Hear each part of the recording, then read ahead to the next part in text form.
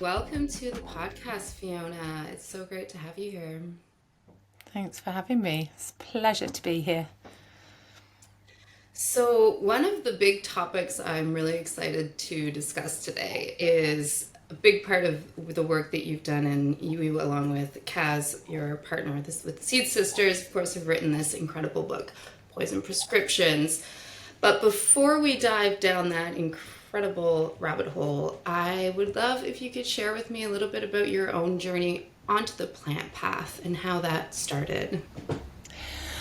So, I think I speak for myself and Kaz actually when I say that we were both really blessed to have a really connected upbringing to the natural world. And I spent a lot of time in nature, walking up mountains, jumping in rivers. I was brought up in the city, but I always had this sense that the hills and the mountains in the northwest of England were totally alive and interactive. And it was, we had a caravan on a lake in the middle of the mountains that we used to visit most weekends. And yeah, this real sense that nature, almost like a playground, that we're really part of it and could interact with nature. And I didn't necessarily know all the individual plants apart from the ones that are really prevalent there, like heather, bracken, bilberries. But this real connection to being able to forage for berries and eat them, and yeah, just feeling like the whole world was really alive, that sense. And then when I was 15, I got a job in a herb shop in the city of Newcastle in the northeast of England. And the woman that owned that was a friend's mum, and she'd sort of took me under her wing, and I just completely fell in love with the plants of everything that was in that shop. We had tinctures, we had dried herbs, we had all of the testers of essential oils, and back then the legislation was different. We were really able to experiment a lot more with putting potions together and things for people that came in and asked for help and support. And she put me on a course when I was 16 in herbal medicine, a week-long course, and I met Chantal Cabrera, a herbalist who works in Canada, and I thought, wow, you can actually do this as a profession. This is amazing. This is what I'm going to do. And it just set my trajectory, really. And I think once people know that you're interested in plants and they hear you talking about it, they naturally start coming, asking for help and support. And both myself and Kaz were part of going out to a lot of free parties, festivals, events. Kaz was on the road protests. And when you're in those sort of environments, people really need support. They get very easily broken out in the wilds, maybe getting out of it. And we were often the people that people would come to for help and support, for nurture, for a bit of plant knowledge, and often out in the field. And it really set my trajectory to think this is really important work and this is something that we need. And I went to university, and that's where I met Kaz, and we were studying a degree in medical herbalism, a Bachelor of Sciences degree that was a 4-year full-time degree in medical herbalism. And that's where our journey together really started. Lovely. Thank you for sharing that.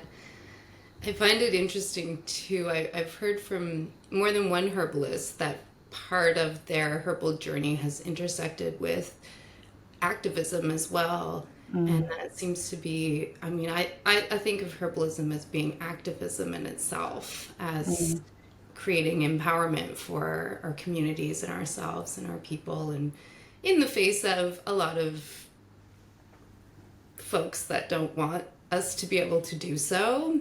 So that's a really interesting story. I think a lot of people resonate with that. Yeah, and I think it's often fear of the unknown, isn't it? Which I'm sure we'll get onto with the subject that we're going to discuss today. But, even with herbalism, we came out of this really complex scientific degree that was quite disconnected from the actual plants themselves, actually. But we realised that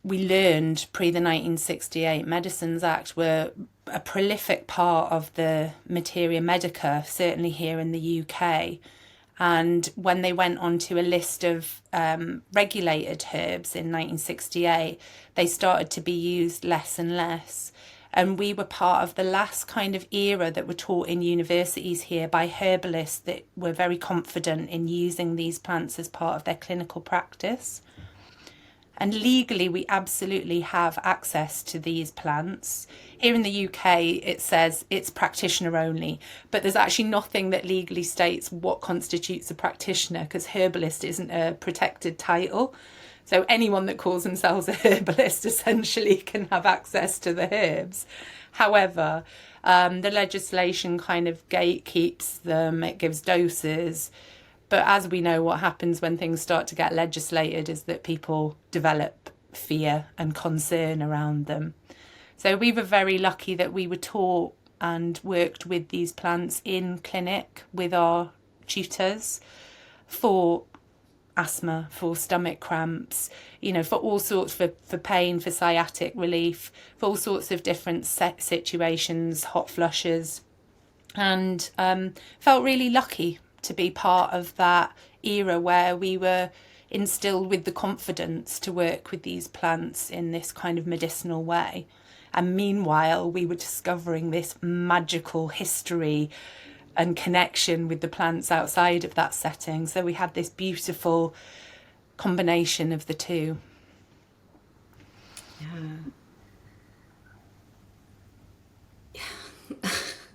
There's a lot to touch on that there. Of course, that's so interesting that you were able to learn at a time when that knowledge was still coming from folks who had practiced with those plants, because as we know, they're very potent. It's actually a great opportunity to talk about what makes a poison. I think many of us have heard the term, the medicine is in the poison is in the dose, or some similar variation on that. So really anything could be a poison in the right dose, and certain plants have certainly been put into that box of being poison, but as you've mentioned, they're also incredibly medicinal and have incredible capabilities to be used as a medicine. And that's interesting that there's less and less folks actually working with those plants in that capacity. And would you say that comes from a fear of these plants, a fear of the poison? Is there a bigger power structure trying to keep that knowledge away, or do you have any thoughts on that? Yeah, I think it's multifaceted, but a lot of students of herbalism tell us that while they're taught about the doses of these herbs and the kind of theory of working with them, they're never actually shown. And quite often, if their tutors have caution around them, that'll be instilled into the students, and then they won't work with the plants and so on. So I think it's a culture down, like a top down effect that can happen with that. But I definitely think that what we found very interesting was that in a world where lots of people were interested, especially around the 70s, 80s, interested in, and even the 90s, exploring this kind of idea of we want to enter into altered states, we want to gather together as groups of people, we maybe want to listen to repetitive beats or gather together around a fire and experiment. The Solanaceae family almost gained its own reputation for being a trickster. A lot of information we feel has been kept about these plants, and so when people discovered that you could enter into altered states with them, they went ham, they went over the top with them, thinking I can smoke loads of marijuana and I'm fine, or I can take magic mushrooms and I'm fine. And with these plants, it's not the same. They're not classed as psychedelics, they're classed as hallucinogens. So if you take a large dose of them, you can enter into a state where you're essentially unaware that you're hallucinating. Whereas with the others, there's a certain element of, you can understand that you're on a trip, if you like, with different states of being, altered states of being. But with these, it can, that's why they call it delirium, because you can enter into a state of confusion. And if you're not in the right situation or the right people, that can be a very scary place to be. And when people started approaching these herbs with that same attitude of like, I want to get out of it, or I want to feel connected or whatever, and took too much, they started gaining a reputation for, don't go near Datura, don't go near. They were part of Potter's asthma cigarettes, which you could crumble out and brew up a tea from, and people had no idea of dosage or what they were doing. And amongst the counterculture in the kind of slightly, 40 plus generations, normally you will know at least one person who knows someone that's had a terrible experience and maybe feels like they've never totally come back from that. So they kind of gained their own reputation.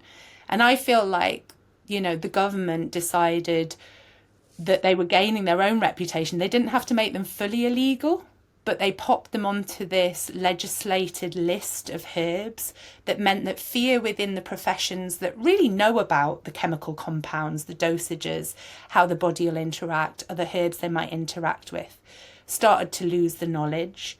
People that were experimenting with altered states didn't have the knowledge to understand about dosage, so this kind of fear was created there. In the 70s here in the UK, if it was found growing wild, there was a whole cull. The police would literally come and pull it up. Datura in particular, but any of the Solanaceae really had this. They've had this kind of war subtly waged on them, and I think it's been a dance between the powers that be and the people on the ground, and it's time for the knowledge and information about those different aspects to come back together, to bridge that gap between the mystical, the medicinal, and what that really represents in terms of us as human beings and being empowered and in charge.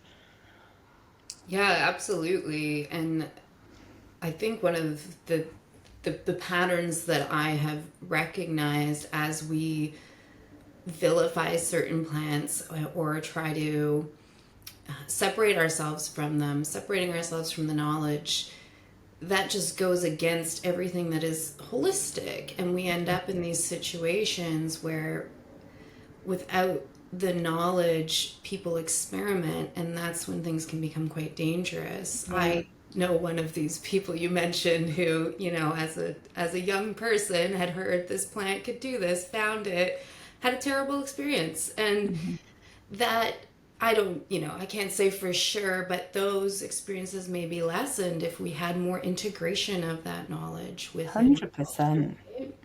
Yeah. So on that note, could you share with me some of the history around how these plants would have been used and have been used and integrated in our cultures and societies in the past? Yeah, I mean, these plants grow, amongst the Solanaceae species, the nightshade species. It's thought that certain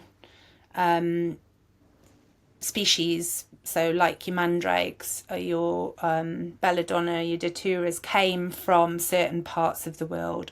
But actually, certainly with Datura, it's quite hard to really ascertain that. Lots of people will say that many of the Solanaceae family came from what's now known as South America. But we do see different species that appear to have popped up in different parts of the world. Certainly in Central and Southern Europe, there was a real hotbed of mandrake, of Belladonna, of Henbane. In more Asian areas, we see really high prevalence of spiritual connection with Datura. And then in South America, we know that the Brugmansia, so the tree Daturas, which have often been kind of categorized within the Daturas, have a really deep mystical connection where a slightly different subspecies will be grown in each different town, worked with by different medicine people. And there was certain recipes, certain combinations that would have been put together. So cannabis was connected with Datura in India and worked with as this spiritual concoction that was said to be bringing down kind of sacred masculine and feminine energies. I'm not talking about the kind of nouveau spiritual suggestion of what those energies are, but I mean that unity, that bringing together of everything that makes us human. And here in Europe, some historians will argue that there's actually no evidence of this, but having worked with these plants in this way and with the historical suggestion of it and the depth of the knowledge of preparations that we have, it's our understanding that this idea of the flying ointment, the witching ointment, or the green unguent, was a prevalent preparation that incorporated, depending on where you were, depending on what was growing that year, but many of the Solanaceae plants and others in this oil combination that was then created into a balm, normally with animal tallow, was the main way that preparations were made, which is actually coming back into popularity in the modern age. But the herbs would be boiled in the fat and the alkaloids extracted. And then what you've got is like a green oil, a green balm that is an excellent form of external pain relief for toothache, for sciatic pain, but which is also a preparation that can be applied to the pulse points, up your bum, up the vaginal tissues, or the cunt as we like to refer to it, which is the only word that refers to the whole of the female reproductive organs and has been taken away from us as part of the patriarchal system. And actually vagina means sheath, so only locates us in terms of the lingam or the penis that might be going in. So just smashing apart some of the lingo that we've become used to, but that it could be applied to these tissues of the mucous membranes, which when we research further shows that they go straight into the bloodstream. So they first pass metabolism in the liver, where a lot of different chemicals and compounds are kind of conjugated or either passed through or slightly altered, taken into the body in a different way.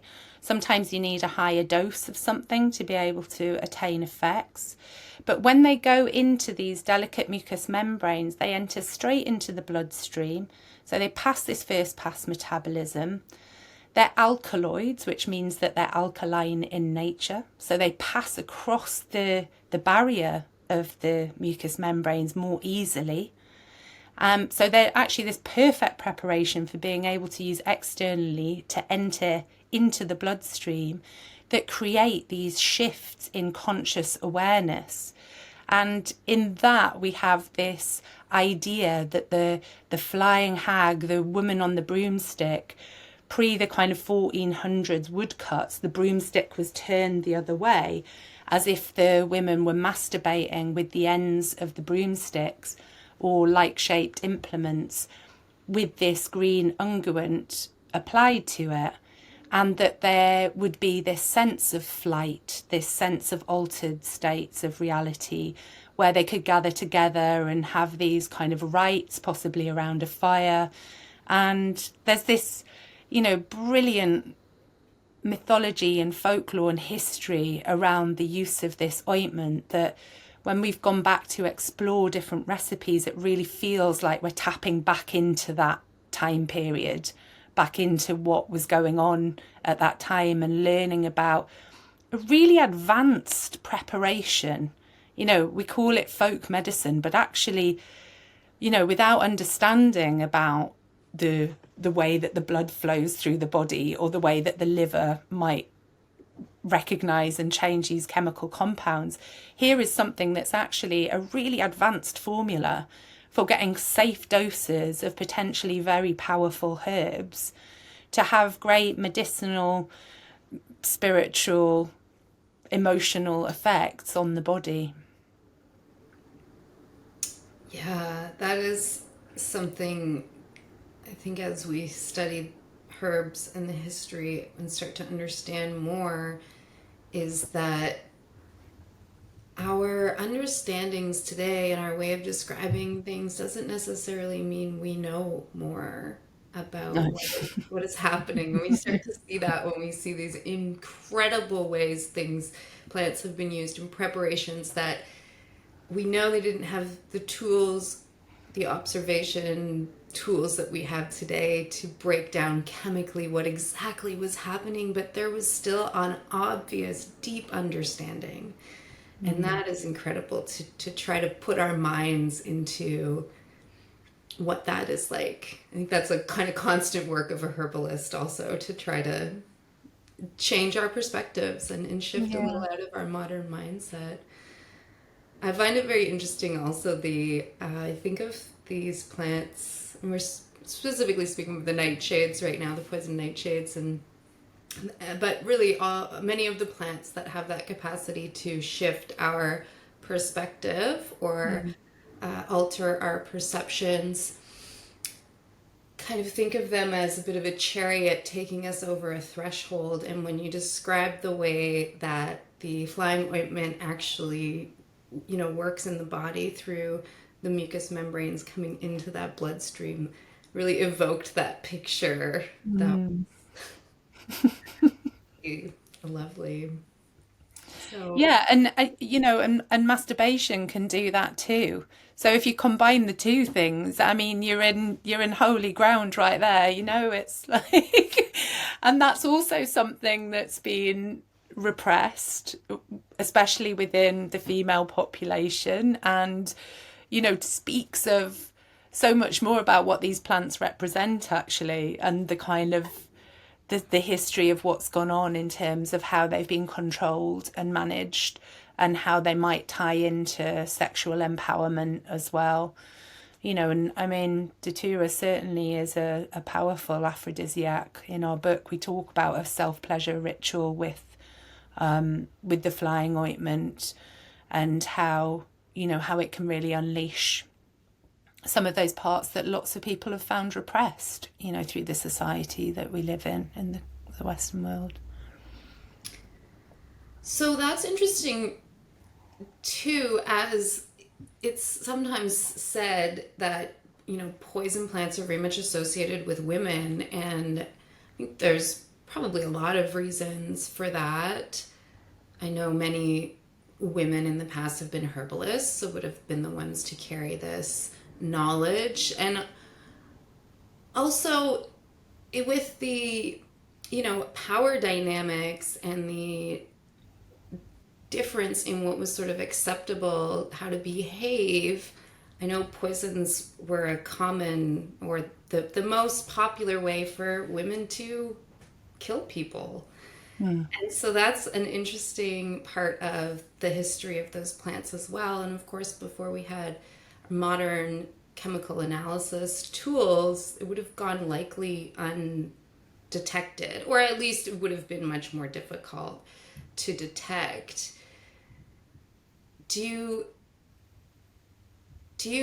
Have you come across those stories and those ideas in your research? Yeah, I mean, it's a whole documented profession to be a poisoner, especially in places where you had kind of emperors, so like ancient Greece, in Egypt, a lot of people in power almost had their own personal poisoner, often women, that could be called on to, enlist their skills. And many of those poisons would have been from some of these plants.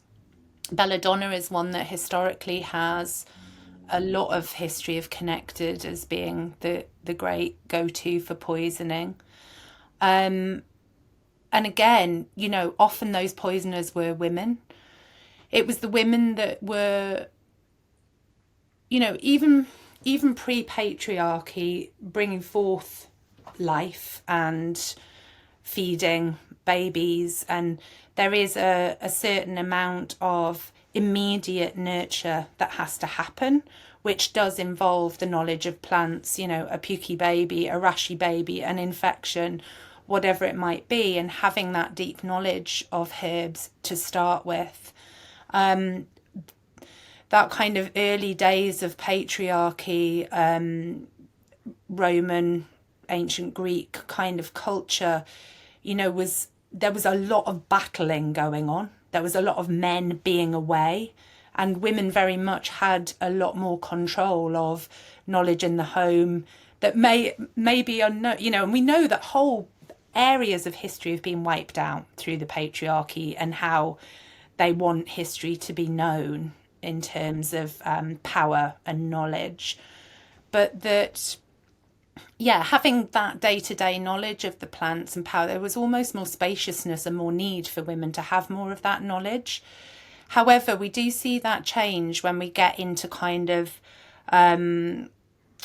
sort of early modern era, the beginnings of, or even later than that, when we see the beginnings of like surgery starting to come in, because a lot of the early surgeons were men.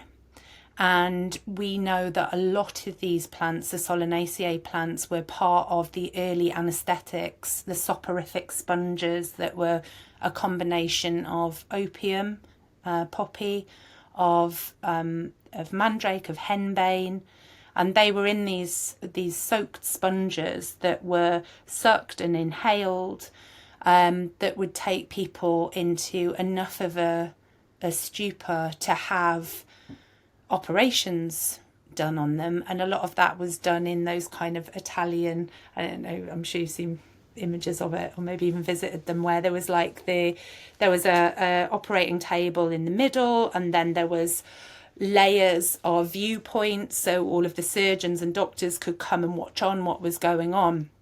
So these plants were suddenly became very, very important within the medical profession.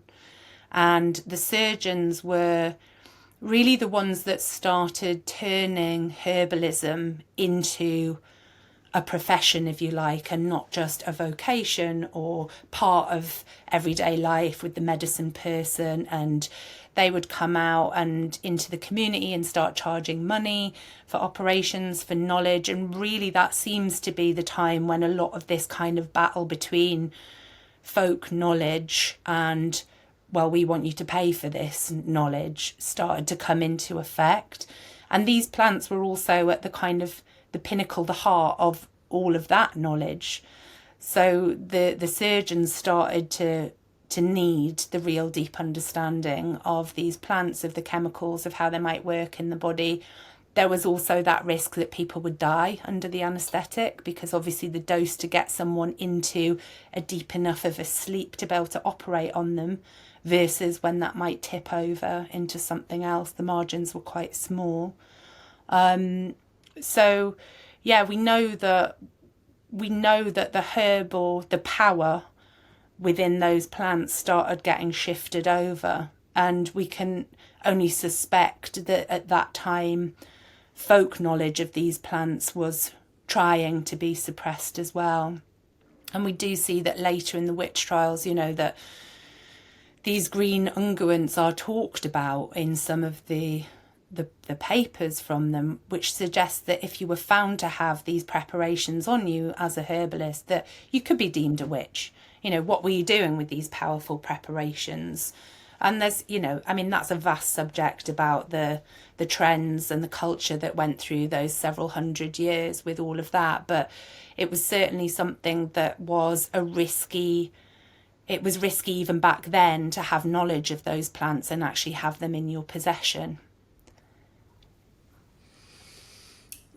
And that's interesting too, because we know that some of these chemical compounds So it's the alkaloids that are the main active. We call, of course, it's the whole plant. We know that there's more than just one, but the very strong compounds in the Solanaceae plants are these alkaloids, which I know some of them are currently used in modern medicinal Yeah, applications. And absolutely. Yeah, we still wouldn't today. have that, then they can be incredible. We wouldn't have that capacity without these folks who had, against all odds, continued to carry that knowledge, practice that. So, what are some of the modern uses for some of these alkaloids? Yeah, so I mean, ocular surgery is one, daily that people may even have had it dropped in their eyes. Quite often, if you've had anything where drops have been popped in your eye,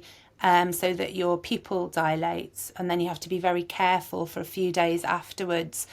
That can be from atropine, which is one of the main tropane alkaloids. These compounds that are specialists within. So the whole of the nightshade family incorporates potatoes, tomatoes, what you call eggplant, aubergines, and there are a lot of foods, red peppers, chili peppers. There are a lot of foods within that whole plant family. But these kind of witching herbs that we talk about are part of that family that have these compounds called the tropane alkaloids, and they're a very special branch of alkaloids that will act on these neural pathways that can cut off kind of conscious awareness as we might know it in our modern awareness. So they have been used through history as part of anesthetics. And still in daily use.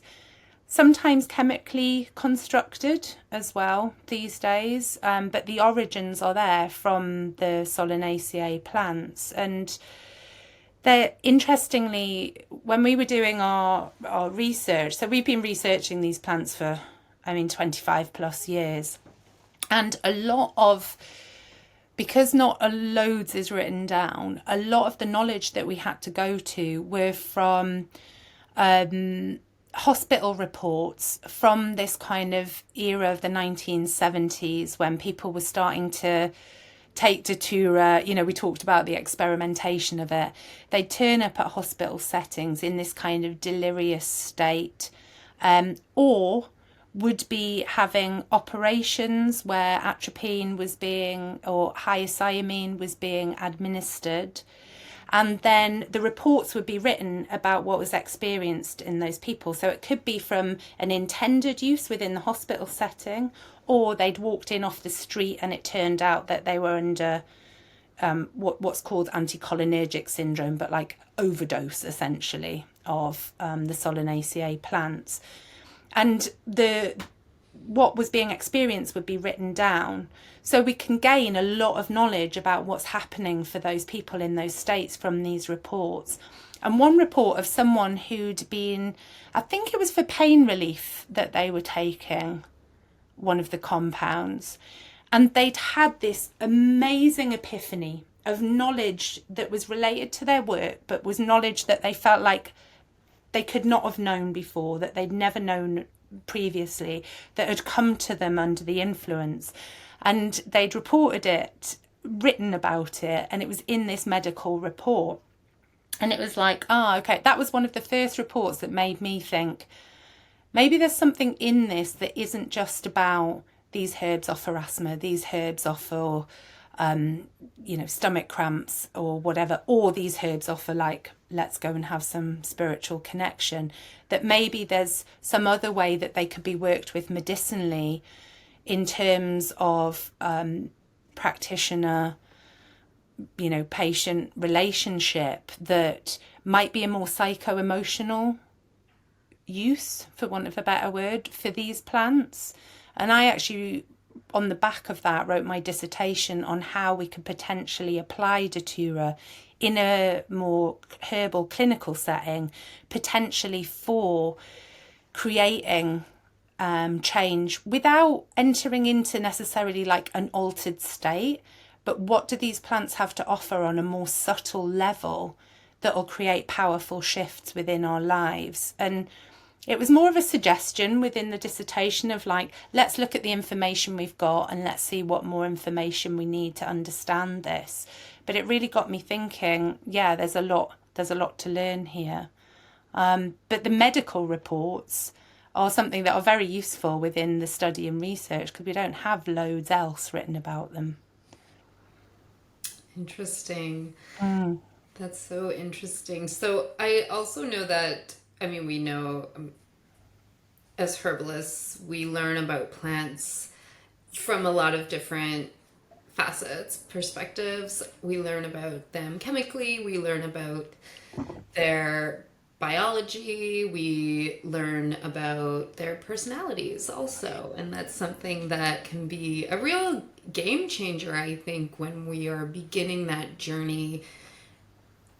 It helps to deepen our relationship to a plant, to understand who it is.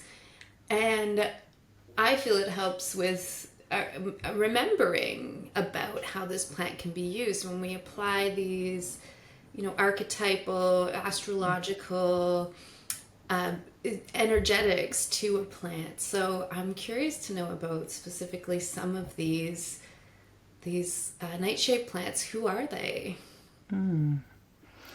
Okay, so yes, this is one of our favourite areas of herbalism, is kind of looking at folklore of the past and what we can learn, and also reviving or recreating folklore that might be more appropriate to a modern era. So giving characteristics to plants and trying to understand them, and and create stories, and who are their friends and who do they interact with, where do they grow, what do they get up to. In the way that a lot of the kind of deity connection with the plants has formed previously. So there are several different kind of myths that we've followed in order to help us with our understanding of the different characteristics. If we talk about like Datura, Henbane and Belladonna, for example, those are three of the major Solanaceae plants that are worked with in medicine, in magic, and have a lot of mythology connected to them. They all have the same compounds, the same tropane alkaloids in them, but in different amounts. So we can already get a bit of a gauge that there's something slightly different going on, but what differentiates one from the other? How do I decide, if someone would be better off working with Datura or Henbane or Belladonna, unless they have some natural affinity with one of those herbs? And we've worked a lot with Belladonna. So the tropane alkaloids, they mean to create change, like tropos is like to create change. And the Latin name of Belladonna is Atropa Belladonna, so atropos, which is to stop change, to end. And in the Greek mythology, there are the three fates of life. There's Lachesis, there's I'm forgetting the third one, and there's Atropos, Clothos and Atropos. And Clothos spins the thread of life, so she's like the creator, she brings life into being. And then Lachesis, she has like a measuring tape and she measures the length of the thread of life. And then in comes Atropos, she's the third of what are known as the weird sisters, or these fates, and she brings in her shears and she cuts the thread of life. She chooses at what time the life will end. And Belladonna's been given this namesake, Atropa Belladonna, after Atropos, the fate that ends life. And then interestingly, we see this history that we talked about of Belladonna being one of the most well-known plants for being a poison, being worked with as a poison. So people thinking that they can decide when the end of your life is, working with Belladonna. And Belladonna also has this association with beauty, Belladonna, the beautiful woman. and lots of different connections there. But she has this power for cutting threads, energetic threads that no longer serve you. And we work with her very energetically for that purpose. It's like something's come to an end and it's still taking your energy. You can't let go, you can't release from it. And that power of Atropos coming forth, and all of that history of the herb of creating endings as well, we can work with her energetically. So that's either in very small doses, that's bringing her as a plant, drawing, connecting with the plant and working with that energy of Belladonna to cut those threads. And we actually often work with, I think they're in the house, but we have a beautiful pair of huge scissors that we work with people when they're ready to cut those threads. And then we work with rose cream in the place of where that energetic pull was. But that Belladonna is very much connected to this sense of endings, if you like. And then we have Henbane, which is connected to Jove or Jupiter, which is much more the bringer of joy. And when we work with groups with tiny drop doses of these herbs, we blindfold them, we sit them down, and they do blind tastings with these herbs. They don't know which ones they're working with. And without a doubt, with Henbane, they always come out of it and they're always super chatty. They want to talk about their experiences. They're really willing to go there. And Henbane's got this kind of celebratory energy to it. You know, there's something much more jovial about Henbane. And Henbane was often brewed with, we believe is the kind of reason for the beer purity laws in the early 1500s, when they kind of went, right, you're not putting anything else in beer except for hops, which is anti-testosteronic, which dampens things down. It's a hypnotic, but in the kind of off you go to sleep sort of vibes, rather than these happy, slightly psychotropic vibes that Henbane brings. And Henbane has this real association with passing over. So the wreaths of the boat keeper of the river Styx that carries you over. You talked about thresholds. The Henbane is the one that will help to support and carry you over the threshold, but not with this sense of somberness, but with this idea of like, now let's go and celebrate that person's life. Let's bring the joy to this situation. And we do actually work with Henbane as people are approaching death, if they know that that's where they're headed, say a terminal diagnosis or several weeks to live, then we work with the energy of Henbane about putting things in order. What still needs to be said? What needs to be settled? How can I resolve some of these things going on in my life? And Henbane really has that energy to it. And then Datura, we know that from some of those medical reports and hearing what other people say, is that quite often a person will be seen and they'll be covered in hair and have this image of like, they'll have human form, but with this real animalistic presentation. And what we know about the chemical pathways of the alkaloids is that they do cut off this sensory awareness, or this understanding of like, you've been taught that's a human being, they're walking towards you, this is, it cuts off all of that kind of stuff. So what you're accessing is something much deeper, possibly much ancient, much more ancestral. And that we think potentially the whole myth of the werewolf comes from Datura intoxication. So we associate Datura with this idea of shape-shifting energetically into a different space that you might need to hold. It might be the teacher space, it might be the parent space, it might be the I'm going wild, I'm a friend space, whatever it might be. That if you're presenting different parts of yourself, it doesn't necessarily mean you're not being true to yourself. It means that you're able to shape shift between those roles and understand yourself better. And when people have worked with Datura in those group settings again, it's much more internal. It's much more about understanding what's going on inside. People are often taken on a journey that's more internal rather than this sense of travelling out. And Datura is ruled by Saturn, you know, the boundaries, the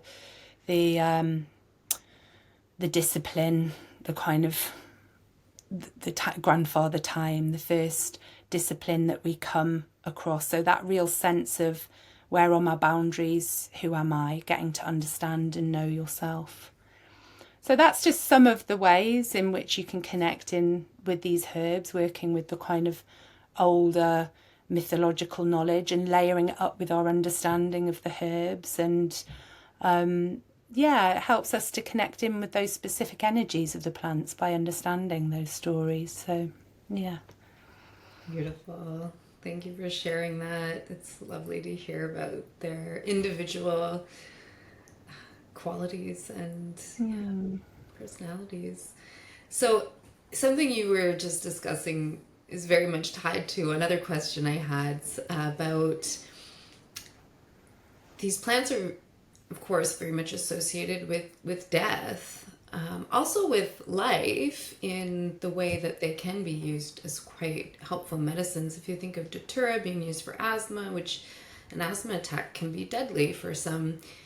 And so when we think about how these plants can bring on death in the wrong amount, I also feel like there's quite a lesson there too for us. And I wonder if some of our fear of these plants comes from our fear of death as humans, and something that I have noticed in a lot of especially more secular cultures is becoming disconnected from ritual and understanding and a spiritual experience of death. And I'm curious if you have, in your research or experience, noticed or have any insight on how these plants might have helped us in the past with that, or can help us, or any lessons they may have around that. Well, do you know, it's really interesting actually. We just talked about medical usage of some of these compounds, and what we didn't know but found out a few years ago, Kaz was nurturing her grandma, Yaya, through her death, and one of the compounds that is given in the late stages of dying is hyoscyamin, to dry up secretions in the lungs, so that you don't drown in your fluids, so that you can, die more peacefully. And so they were administering hyoscyamin in the last stages of her grandma's death. And hyoscyamin is one of the main compounds in Henbane, which we talked about has this tradition of being linked to the passing over, the crossing. So unbeknownst to most medical professionals that are administering hyoscyamin, we have this amazing link to this, herb that is about embracing and celebrating death. And there was a lot of work quite a few years ago by someone called Jennifer Worth, who was a nurse in England in the 1950s. And there's a whole series of work, produced TV series around, it's called Call the Midwife, and it's about birthing and midwives in East London in the 1950s, all home births, what they had to deal with, breech birth, twin births, resuscitation. And she's got these amazing books that are all about the stories of, raw, real midwifery back in the 50s, when obstetric midwifery was, I wouldn't say new, but less prevalent, certainly than it is now.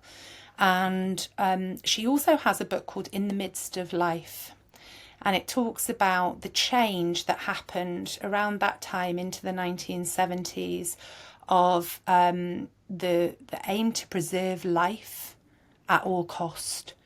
And she watched really elderly people that were dying having open heart surgery, like, broken open, to massage their hearts to bring them back to life, and then being completely incapacitated, sent home to families who then had to care for them whilst working and with kids and all the rest of it.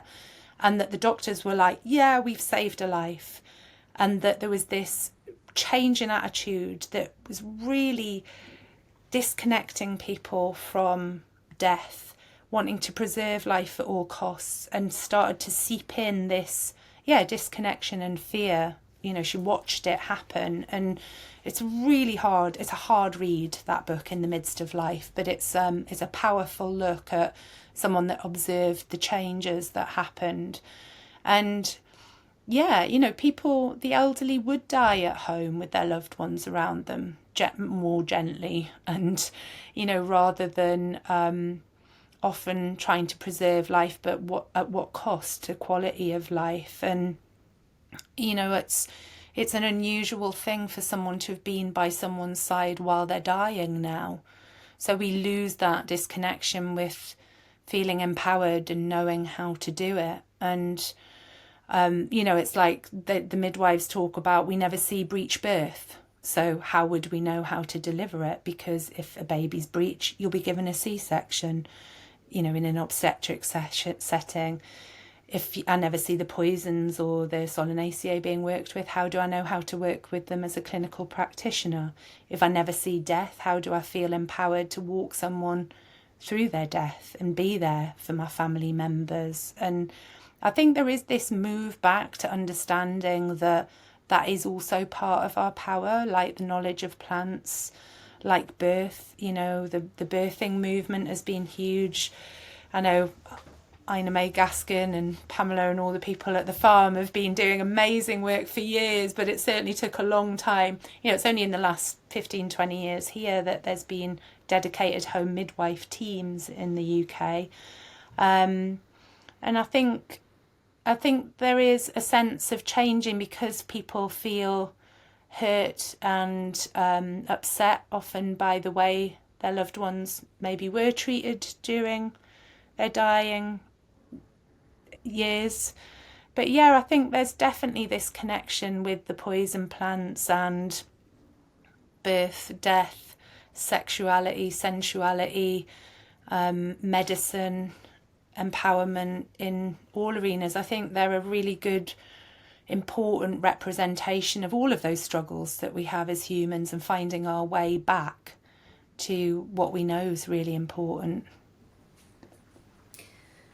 Yeah, interesting about the attempt to prolong life, which seems on the surface to be very from a place of appreciating and loving life, but it really, but then to actually have no quality of life after that, it really reframes that as more of an attempt to conquer death. Once again, that fear of death, some kind of inability to accept that part of, which is a part of life. So interesting.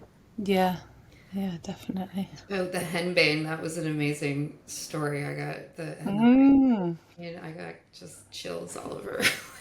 The magic that's going on. The magic that's going on, Yeah. And the energy of the henbane, is there in that compound, regardless of where that compound's come. That energy and that mythology and that history, that's there with people, a lot of people during their death, to prevent the secretions and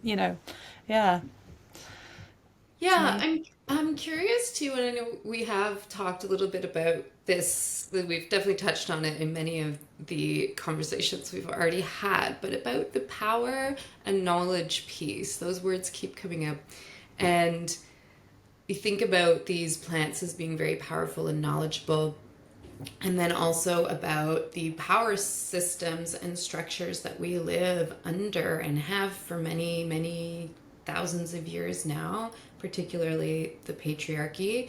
And of course, we've gone through many different, and there are many different political systems, but they're all, for the most part, vast majority of cultures we live in are very much in a hierarchical organization, right? Authoritarian, even if they're not fully fascist. There is this, even the way that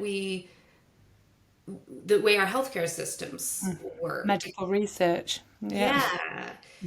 Yeah. Yeah. So I'm just wanting to explore a little more about these plants and their, is their suppression a part of that because they're so powerful or because they might open our minds? I know with, psychedelics, there's a lot of speculation that part of their suppression has come from that.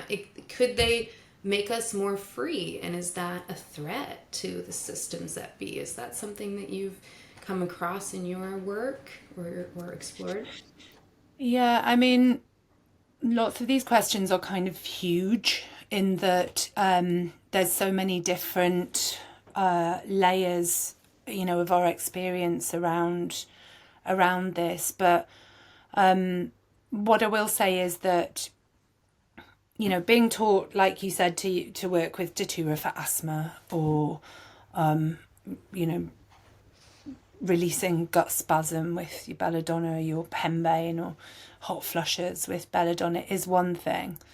Being a herbalist and saying these plants, yes, anything can be a poison, but some certainly shout louder than others, and some demand more respect than others. And these are those plants, but within the herbal medicine world, watching the fear of those plants and really thinking, where has that come from?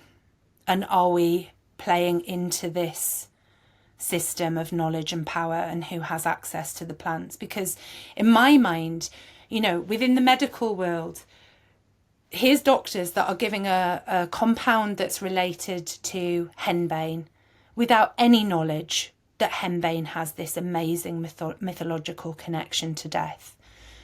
Giving atropine, maybe knowing it's from Solanaceae originally, but without that really deep understanding about that side of it. So they've got this potentially, but not even potentially, knowledge about how it might work on the cholinergic system or the, different pathways of the neurological system, but without any depth for beyond that we are spiritual beings and there might be a connection with these compounds that's beyond what they're just doing within the nervous system. And then we look at the herbal medicine community that suddenly developed this kind of disconnect and fear of these plants as well, and thinking, what's going on there? Of anyone, it's the herbalists that need to hold on to this knowledge, embrace, celebrate, work with this knowledge, protect it from those systems that want to instill fear and quell our curiosity and actually tell us what we can do with our minds and with our consciousness. The idea that someone can dictate to you what you choose to do with your own consciousness is frankly bonkers, to me. And if we buy into that as medical herbalists, if we buy into that structure, then, we're not pushing the boundaries of what medicine is or has become. And within the herbal medicine community, for many years, we're almost seen as, we talked about herbal medicine being an edge walking path, and we've kind of felt like we were walking the edge of the edge, the precipice, with this kind of promoting this knowledge and, asking people to step outside of the fear that had been passed down to them. And we went to a herbalist gathering many moons ago. There was at least 50, 60 herbalists there. Show of hands, who works with Solanaceae, with the Schedule 20 herbs, then with Schedule 3. So any herbs that are on this special schedule, they're not just Solanaceae herbs. It's like the government list of of herbs you've got to be careful of. And about 3 people put their hands up. And when we asked who of those worked with the Solanaceae, there wasn't anyone. Maybe one had tried occasionally. And that was when it was like, whoa, this knowledge is gonna go, you know. And amazing guy, Nick Rowley from Hartwood, he which is an education organisation here in the UK, he said to us, will you come in and create this series of podcasts about these plants, because, you know, our students need to know it, there's no one teaching it. Chanchal Cabrera, interestingly, the herbalist that inspired me, does a lot of work with these herbs as well, teaching herbalists. And when we went to record with him, he was like, you know, you should really write a book on this, which is why we produced, it was the start of producing Poison Prescriptions, which we wanted to incorporate knowledge for herbalists, knowledge for magical practitioners that were like, well, what's this all about? Knowledge for people that were interested in altered states and like, don't just go out and break yourself with these plants, you know, just grow them. Like, it's enough just growing these plants. They're so magical and special. And for herbalists, start that way. Connect by growing them, because then you know them. You know that if you sleep with a Datura plant in your bedroom, she'll penetrate your dreams. You don't need to take any drops or smoke any Datura to feel the power. And then you learn how to respect those herbs. You know, it just becomes part of your being. And they start popping up, you know, the herbs, they just grow. As soon as you get interest in the Solanaceae, they just appear, like growing in the avocado tree outside Kaz's house, growing on the wasteland behind where I was living, growing in the yard where I was gardening in my early 20s. You know, they find their way into your life when you're ready to learn about them. And you can learn about them just from being with them, because they're so powerful. And I think that, yeah, we run the risk of allowing those kind of patriarchal structures. You know, people talk about not giving the patriarchy too much power these days by saying it out loud. It's almost like Voldemort, you know, don't say the word out loud. But it's, you know, the reality is that we're still living in the effects of it. Like, you know, most of pharmaceutical medical research is geared towards men, produced by men still today.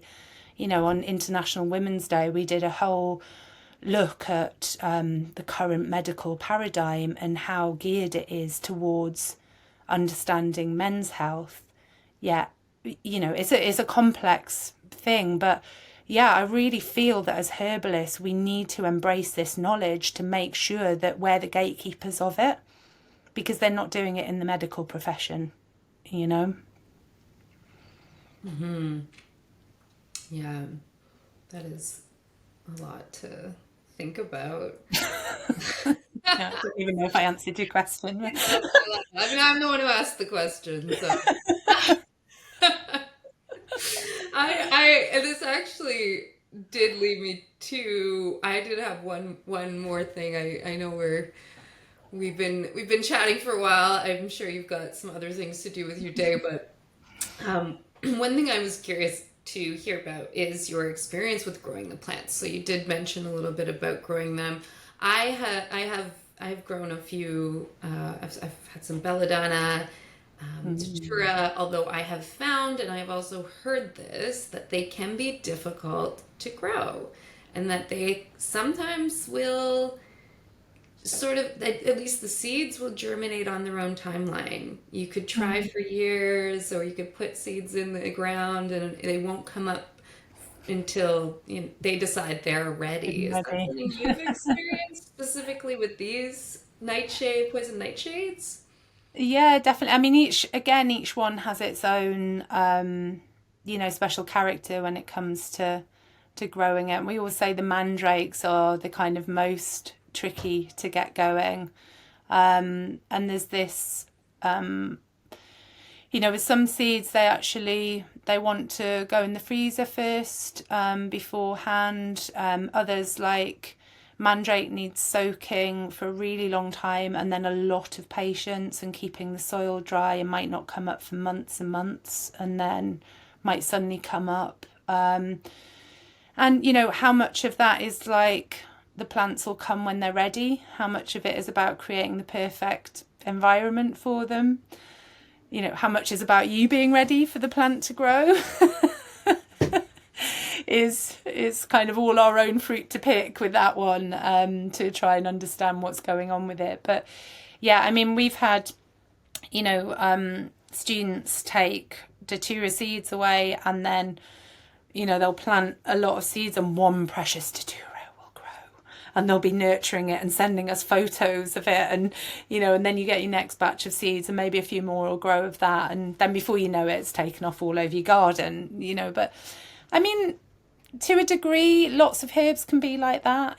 Calendula is meant to be one of the easiest things to grow, marigolds, but sometimes they can take a little while to get going as well. And I do think we like to think of our gardens as like a living, breathing entity, about intention and putting energy and focus in, and that's what you get back out. So, we'll often put seeds in our mouth and walk barefoot where they're going to be planted if it's straight into the ground, or try and connect with the soil that we're going to plant them in, and make the growing part of the ritual of connecting with the herbs, and really set that intention with the seeds of, I'm growing you to learn, to connect with you, to, what messages would you like me to bring forth, and really going into it on that level and seeing what comes. Yeah, it's all a learning curve, isn't it? It is every day, and the more you learn, the less you know. I had the most amazing, when I was at uni and studying Datura, I had the most amazing Datura collection with all sorts of different species that had sort of come to me. Someone would bring me a plant, or I'd find the plant of a really unusual subspecies I hadn't found before growing somewhere, and would grow that. And then someone gave me a Brugmansia, and and there was Brugmansia growing down the road, and suddenly I just had this like amazing collection of all sorts of different variations of Datura, and it was just like, wow. And they wouldn't not grow for me at that time, but all my focus was on Datura. I was living, breathing and studying Datura. So she really came forth then. And when anyone else has kind of struggled since then to grow Datura, I'm like, well, just write a dissertation on it, shouldn't you? I should write it. So yeah, the plants work in mysterious ways, especially these ones, I think. But yeah. Yeah, that is probably one of the most magical experiences that I feel everybody on the plant path has and starts to have more and more the longer they're on, of those plants that once they're in your consciousness, Yeah. they will come to you. Yeah. Yeah. It's mind blowing, and it really affirms the magic of it for people, doesn't it? That thing of, is it having a bumper year, or have I just noticed that herb this year? Or like, what is that herb? Still now, 20, 30 years on, like, I don't think I've ever noticed you before. Who are you? And you start studying that herb, and, that whole thing of like, wow, yeah, there's so many Yeah, and it's people out easy there. to sort of write it off as, oh well, I'm just more aware of it now. But I've had a few instances where it's for example, like a bone set showed up in my sandy garden on top of a hill, where bone set loves to be wet in swampy areas, and it had been one that I had been working with, thinking about a lot. I have no idea how it got there, right? Seed on my shoe, maybe, I don't know, but this one bone pops up in this dry, Amazing. sunny, like, yeah, that was magic. And that's interesting because I haven't seen boneset for absolutely years, and it was in someone's garden I was at just yesterday. And I was like, wow, look what you've got growing here. They had loads of herbs. I was blown away by how many herbs they went. But yeah, maybe she'll start popping up for me as well. Both sets back. Yeah, got a bad back at the minute. So Well, Fiona, this has been a magical conversation. Incredible. Your knowledge and generosity in sharing that is so appreciated, and the work you're doing. And Kaz, who I'm sorry couldn't be with us today, but it's very inspiring, so important to the world, and I know to many of our listeners, our students at Wild Rose College, this kind of information is, people are hungry for it. This is also a great time to remind everyone to just be very careful with these plants. These are poisonous plants. They are very powerful and strong, and as Fiona mentioned, we're losing some of the knowledge around them. So take your time, go slow, find someone who knows what they're doing with them if you want to explore this deeper. But also check out the Seed Sistas book, Poison Prescriptions. Excellent resource. I go to it all the time. I love it. It's got beautiful illustrations, recipes, folklore, chemistry, archetype, just such a well-rounded, holistic book. I love it. Thank you both for all of your hard work on that. That's an incredible resource. Oh, well, thanks for having us as well, and with all your knowledge and connection of it as well. You know, it's conversations like this that get it out there, isn't it? Yeah.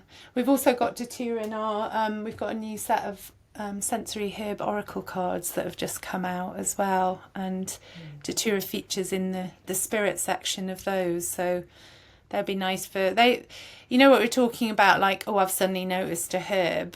These are like how do I understand what that might mean, you know, and there's lots of herbs that are covered in there that, you know, it's like, what could that mean if it's popping up in your life, and how does that link to the medicinal properties of those herbs? This has been kind of 19 years in the making, this set of cards, and it's based on our kind of sensory herb system of understanding how the plants walk through the seasons of the year. But people have been really enjoying those for that, how to connect with herbs, how to bring the outside in and bring it into part of your daily life. And or you might pull a card and then suddenly that herb starts popping up, so that's a nice way for people to connect as well. So I definitely want to get some of those. So let us know where we can find those. And also, I know you and Kaz do so much work beyond poison plants too. And so where can we find more of you both and your work? And yeah, let us know. So we're on all the Instagram, Facebook sort of channels as Seed_Sisters, but our website it's a brilliant resource, seedsistas.co.uk. We've got a massive free blog on there with a wealth of information. If you sign up for our newsletters, there's also different free PDFs and things you can get. Our newsletters are full of like seasonal blogs, recipes, all sorts of things, and let you know what we're up to and what you can get involved in. We've got an online members area. We do in-person things. They tend to be in the UK. We do some conferences abroad. We do a fair few bits in the US as well, online mainly. We're yet to come and do our tour of the US, but we'll get there. So lots of ways to connect with us. And our YouTube channel as well. We've got some silly fun videos on there, but we're just starting to populate YouTube a bit more. That's Seed Sistas as well. So loads to be getting stuck into. And we've got another book as well, the Sensory Herbal Handbooks, the first book that we wrote. But we've got a distributor. We've got distributors all over. So any online, we can't send abroad because it's just a complete nightmare. But any online distributors or even local bookshops should be able to get our books in. So yeah, if you're interested in hard copies, because they're always good, aren't they? Too much is online these days. It's nice to have the book in your hand. It is nice to have a real book, get a break from the screens. Although it's an incredible time we live in where we're able to have this capacity for connection and knowledge sharing with the technology. Yeah, grateful for the technology as well. Yeah. Tuning in to get out. Yeah. Plugging in to get out of it or whatever. Thanks a lot. Thanks so much again for joining us, and I hope that our paths cross again soon. For sure, that'd be great. Thank you.